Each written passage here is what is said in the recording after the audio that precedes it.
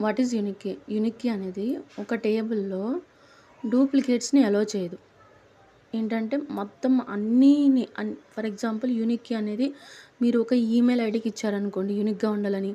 Email IDs అన్నీ యూనిక్‌గా ఉంటాయి. కానీ ఎక్కడో చోట నల్ వాల్యూ మాత్రం ఇన్సర్ట్ చేస్తది. ఎందుకంటే ఒక వాల్యూ లేకపోతే నల్ వాల్యూ ఇన్సర్ట్ చేస్తది.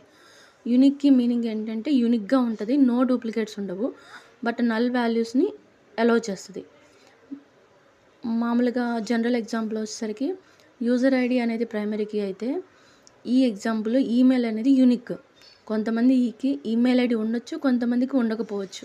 సో, ఈమెయిల్ ఐడీ లేకపోయినా మనం యూనిక్ కీని యూజ్ చేయొచ్చు. ఎందుకంటే ఈమెయిల్ ఐడీ ఉంటే ఇన్సర్ట్ అవుతది. లేకపోతే నల్ అని ఇన్సర్ట్ అవుతది.